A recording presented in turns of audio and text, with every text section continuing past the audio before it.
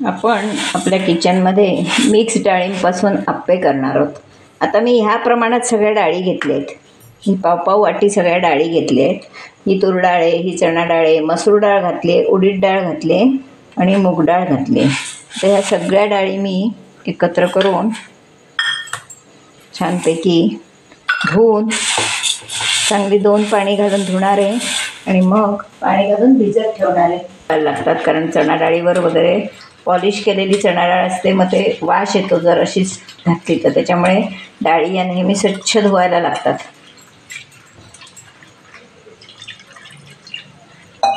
घालून व्यवस्थित धुवून अशा आपण ठेवणार आहोत. 6 तास 8 तास भिजत ठेवणार आहे. त्यानंतर वाटून आपण त्याचे आप्पे करणार आहोत. हे स्वच्छ धुवून असं भिजवून ठेवलं आहे.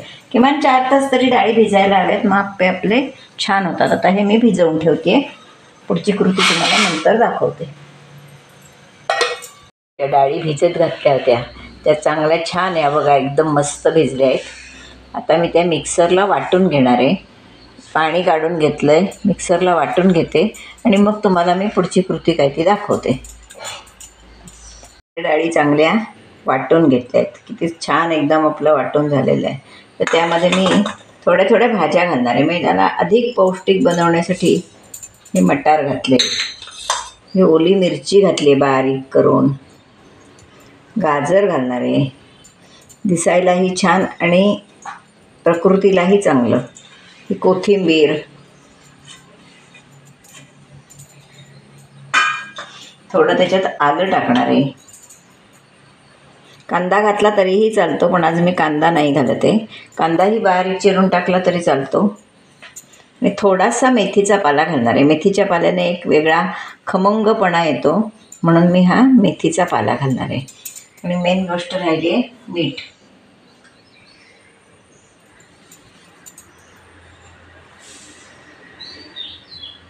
मीठ मी नेहमी हातानं घालते, म्हणजे मला अंदाज व्यवस्थित समजतो. आणि यामध्ये तांदळाचं पीठ किंवा तांदूळ घालतात भिजत घालताना, किंवा पोहे घालतात, पण ते काहीही न घालता मी 1 चमचाभर याच्यात ज्वारीचं पीठ घालणार आहे. 1 चमचाभर ज्वारीचं पीठ घातलं आहे. ज्वारी पचायला एकदम हलकी असते, म्हणून मी जास्तीत जास्त ज्वारीचा वापर घरात करते. तांदळापेक्षाही ज्वारी पचायला खूप सोपी असते. जनरल डॉक्टरसुद्धा सांगतात बघा, ज्वारीची भाकरी खा.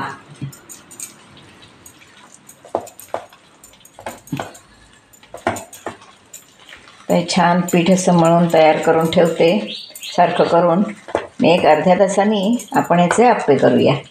किती सुंदर दिसणार आहेत बघा, सगळे कलरफुल. बीट घातला तरी पण चालतो, पण बीटाचा रंग सगळीकडे पसरतो, म्हणून मी बीट घातला नाही आहे. थोडं अजून ते सैल करणार आहे मी. अगदी थोडंसं पाणी घालून सैल करणार आहे. छान आपल्या डाळी भिजलेल्या आहेत, त्याच्यामुळे ते चांगलंच होणार आहे.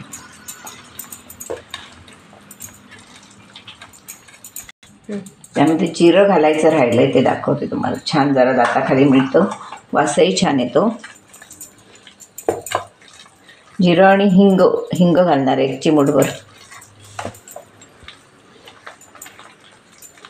हे पीठ अजूनही थोडं सैल करणार आहे. हातानं केलं की व्यवस्थित ते सगळीकडे लागतं, म्हणून हातानं करायचं.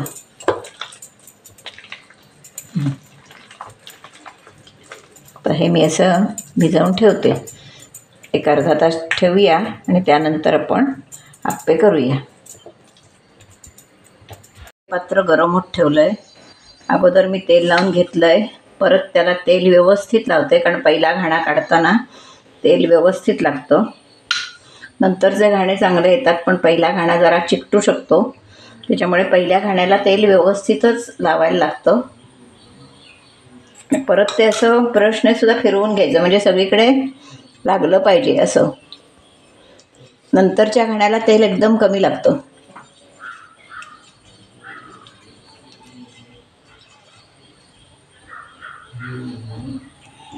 छान बॅटर तयार झालेलं आहे. तर आपण त्याचे आप्पे करूया. आता आपण अप्पे घालणार आहोत. अप्पे घालताना नेहमी साईडहून घालायचे, मध्ये शेवटी घालायचे, कारण मध्ये जास्त ज्वाळा लागतात, त्याच्यामुळे आधी साईडहून घालायचे आणि अगदी वरपर्यंत भरून घालायचं नाही, कारण तो फुगून येतो अप्पा. हे बघा असे घालून घ्यायचे शेवटीमध्ये.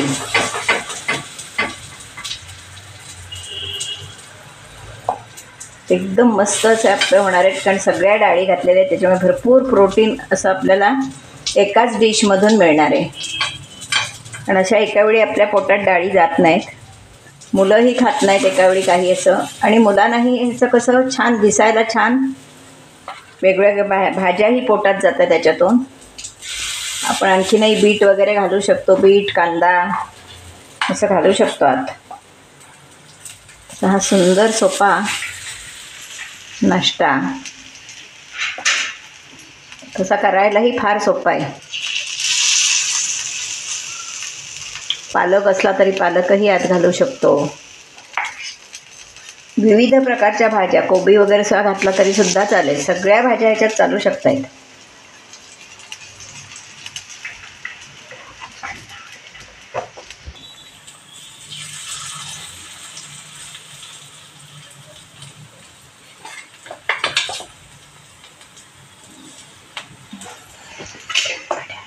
पण याच्यावर थोडं तेल वरूनही सोडणार आहोत, कारण पहिलाच घाणा आहे, तो चिकटू नये म्हणून.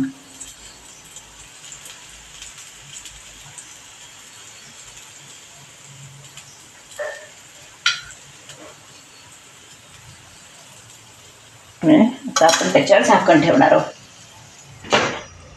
हा बघा, आता आपण हा पलटून टाकणार आहोत.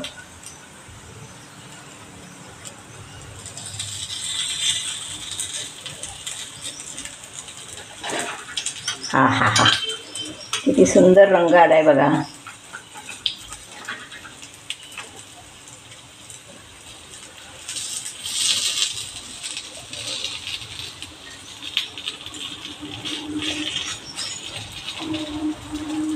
ते घालताना नेहमी साईडून घालायचे आणि परतताना नेहमी मधून परतायचे, कारण मधल्या आधी होतात त्याच्यामुळे.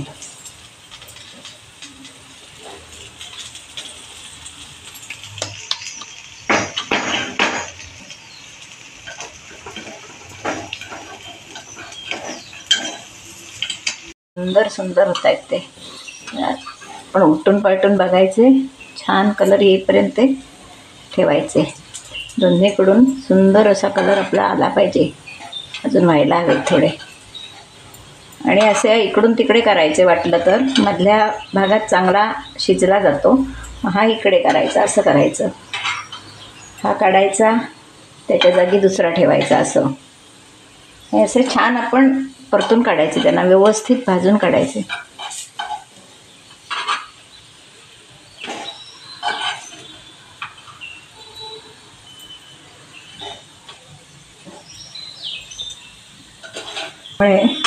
हे बघा, आता हे भाजलेले बाजूला करायचे आणि हे जरा भाजायचे, ते मध्ये टाकायचे.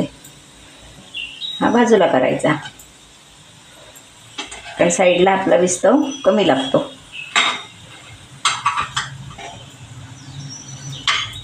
असे आपले हे छान अप्पे खाण्यासाठी तयार झालेले आहेत.